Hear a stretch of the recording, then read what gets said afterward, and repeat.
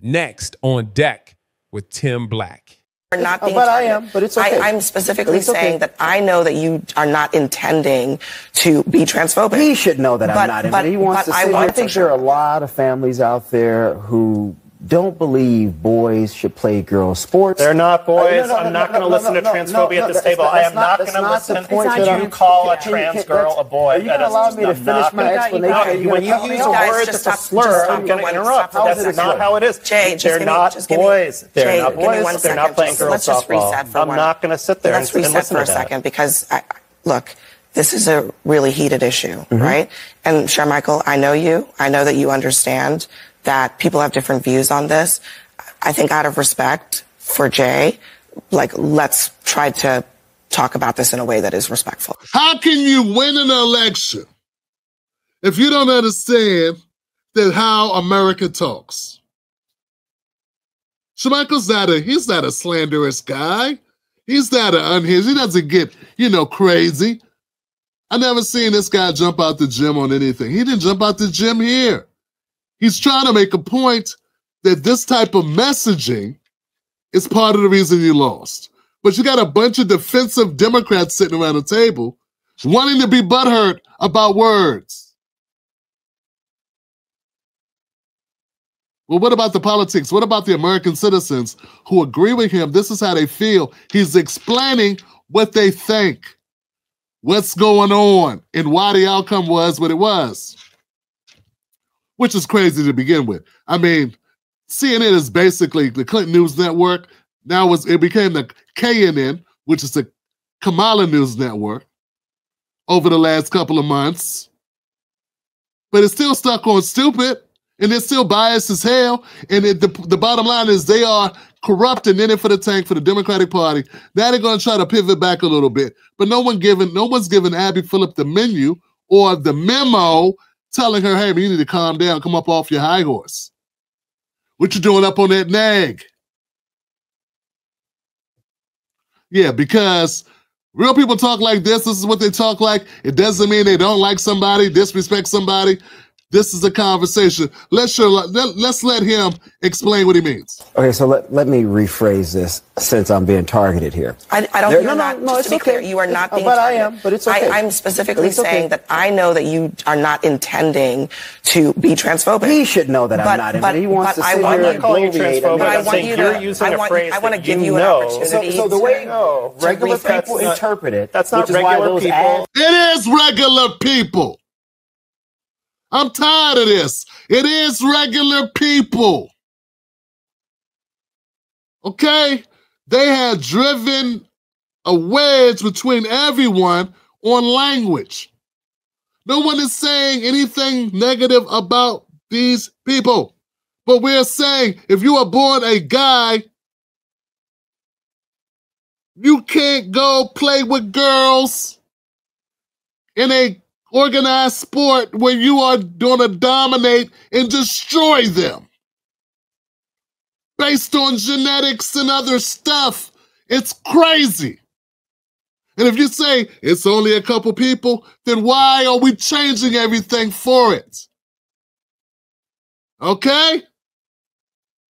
Okay. I said this before. People got upset. Hey, family.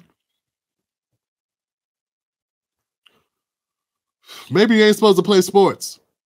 Either get a new sports league, either we create more sports leagues, or maybe you don't get to play sports. I don't get to use Afro Sheen. I miss Afro Sheen. I miss going to the barbershop. Haven't been able to go to the barbershop in 20 years. It's not my fault. I didn't know. Pattern baldness ran in my family. Had no idea that last cut would be my last cut. But I had to adapt. You got to adapt. Maybe there's some things you don't get to do if you transition. You don't get to keep playing basketball or soccer or boxing. And you don't get to go take up boxing to knock biological born women the hell out because you still got man strength or velocity on your punches. But this guy can't understand that. And he understands. He understands exactly what Shermichael was trying to say. He gets it. It's not like he doesn't get it, but he wants to get a petty point. He wants to win a petty point at our expense, at his expense. Once again, Shermichael, nice guy. Calm, you know what I'm saying? Respectable. All the things I'm not. Because I'd have let his ass have it. Because you know what I mean, Goofy. You know exactly what I mean. If you used to have you can't mess with the chicks in the sports, Goofy. That's what we mean. Do you have any daughters? Would you like some? Well, you know what? Check it out. But so, if we can't have a conversation, if you're going to jump to you're offending people, it's so bad. It got so bad. It's why I stopped messing with the lefties. I stopped because they couldn't. They denied understanding me. They knew what I meant. They knew what I meant. They knew exactly what I meant, but they used it against me anyway because they wanted to try to destroy me. That's what they're trying to do to Shermichael here. That's why he's saying I'm being targeted. And Abby's being a punk ass. She ain't gonna stand up.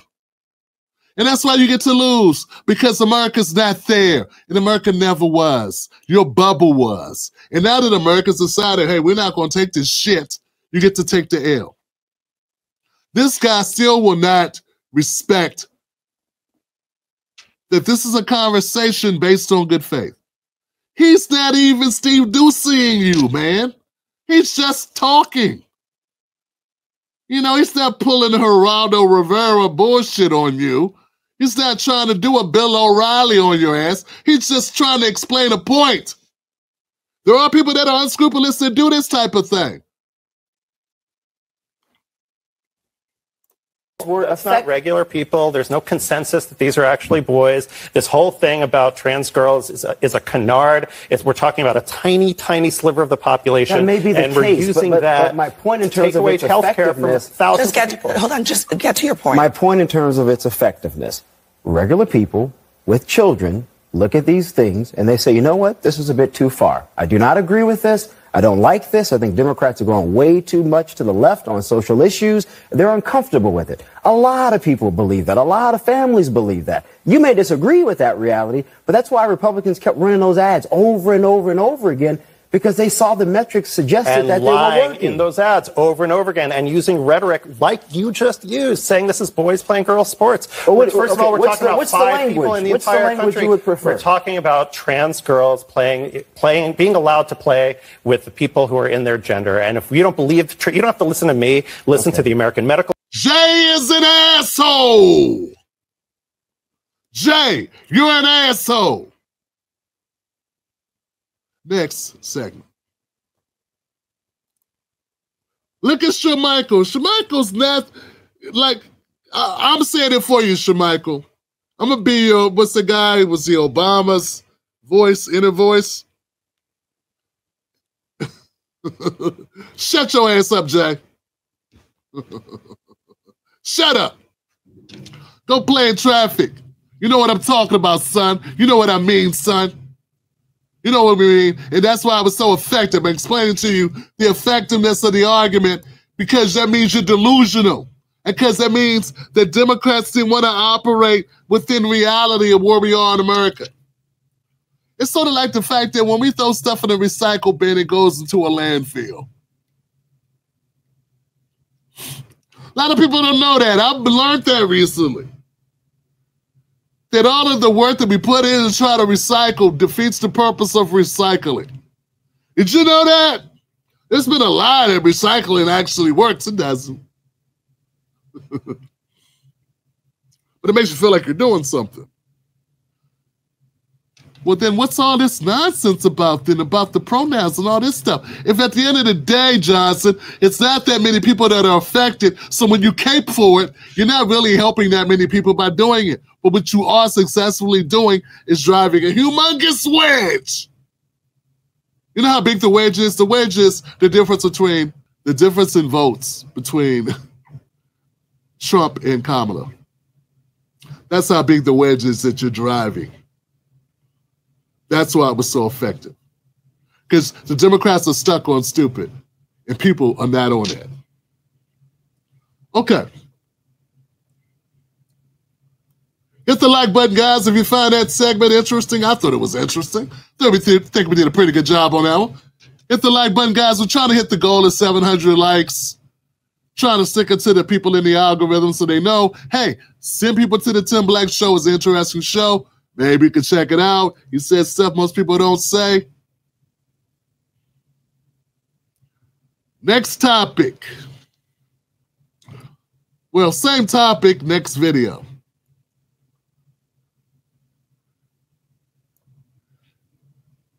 The ass kicking. That's a great way to start it. Hold on, guys. The ass kicking delivered to the Democrats from Donald Trump was so, it was amazing. But, yeah, of course, some people don't understand the true ramifications of sir butt kicking. Now, I remember back in the day when Mike Tyson would have an amazing fight. You didn't want to go to the bathroom during the first round because you could come back like I did and find out the fight's over. Because that's how good Mike Tyson was. I'm not going to say Trump beat her that bad, but it was close. Someone did call CPS. Here goes some details about how bad it was, and the Democrats are still being delusional. Still being delusional. People in the entire country, we're talking about trans girls being allowed to play with the people who are in their gender. And if you comeback victory unlike anything we have ever seen in American history.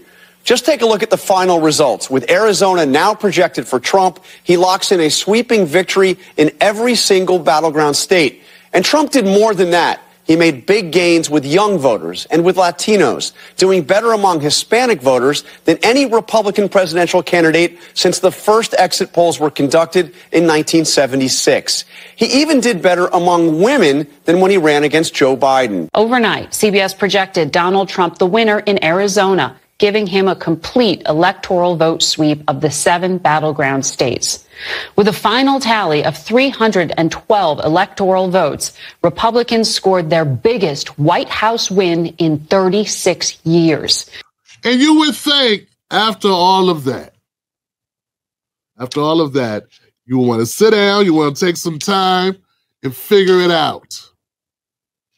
What they're doing, it's almost like a gut reaction, it's like a reflex. Snake, bow. They're walking in the trees.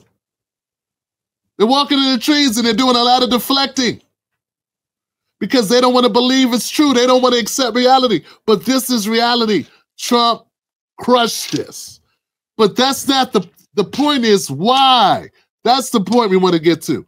Once again, I'm very happy they got crushed because I believe the Democratic Party is too big. I think the crazy left, whatever you want to call it,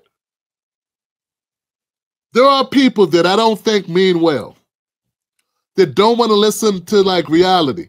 Then there are people who just want left policies. I'm not talking about you guys. If you think people deserve health care, I'm with you. If you think that we shouldn't have to pay for college, like all those countries that we support, that we send money to, I'm with you. When we start getting into all these social issues where you lose your minds, I'm not with that.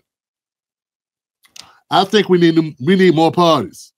We should have more than one party that's connected by the hip. That's what I believe. And I believe one of the ways you get there is through the rotting corpse of the Democratic Party. Yeah. I believe that's the only way you get it done. Republicans will also control the Senate with at least 52 seats, and there are 2 races that have not yet been called by CBS News. Scott, what if you were put another hat on for a second? If you were going to talk to Democrats from your perspective, and go easy, but what would you pick out and advise them? Where did it go wrong? Well, I think the Democratic Party, in the eyes of a lot of working class voters, in the eyes of a lot of men who overwhelmingly turned out for Trump in this election, kind of view the Democratic Party as a professional fainting society. You know, I mean, we're offended by everything. We don't, have our eye on the real ball here, which is people being. You just saw it. It's exactly what I just showed us. Scott's absolutely right. I didn't know who Scott was until this election. I don't know if I've ever seen him before. But he's right about this. This election, I met this guy on tape only. And I gotta say, I agree with like 99% of what he reports. We just saw a perfect demonstration of the fainting Democrats. Crushing the economy, or we don't have our eye on the border, we don't have our eye on the world chaos. What we have our eye on is running around scolding everyone and being offended by everyone. I mean, that's no way to run a political party and then be surprised when average, everyday working people turn out against you. So if I were the Democrats, I mean, it's a time for soul searching. I feel for Brother Van a little because, you know, the Republicans have been there too. But the reality is you just have to ask yourself a couple of questions. Who are we, and who do we stand for? What do we represent? What are our actual values? And I think if they asked themselves those questions and answered them honestly, they'd find out that the only people they really stand for are very wealthy people who were not as crushed by inflation, people who have college degrees, who live in and around college campuses and in urban areas. That's it. That's pretty much what the Democratic Party has been reduced to. What do you say, Van? It's not true. Hey, listen. I think that the Republicans have done a brilliant job of framing us that way, and I think we've helped them a lot, because a lot of the stuff that we say does fall into the pity party, crybaby society stuff. I think that that's right. But the tragedy to me is that what Joe Biden and Kamala Harris actually did and what they're promising to do really was responding to working class needs. A lot of stuff in the Inflation Reduction Act was really trying to help ordinary people. They ran on a campaign to try to get $6,000 to everybody who's having a new baby, $25,000 to people who want to have a house, to help small businesses. There was an agenda there, but we did not do a good job of talking about it. The crybabies took up all the airspace, and then they built a machine. Don't forget, the Republicans built a machine online to magnify our mistakes and to mask their failures. And what we did was run a bunch of crappy ads that everybody hated and spend $1 billion doing it. So there is a core there that is good, but we dropped the ball in the parking lot. We thought we were on the football field. We weren't even on the football field. We were in the parking lot, and we got to look in the mirror. When I listen to Van Jones make a comment like that, even though it's spot on, I'm worried because, well, Van Jones is so full of it, man. One minute he says something that shows his brain is working, and then he'll say something that doesn't make any sense, and he'll go on his thing, and that's like the back and forth of Van Jones. It makes me a little queasy, bro. Like, what are you trying to accomplish? Maybe it's the way you got to operate in order to be a $100 million heir. $100 million heir. I don't even know how to say it. 100 millionaire? I don't know. To have all that damn money you got. Maybe that's the method to the madness. But Jesus, here you sound like somebody that makes sense. Like you get it.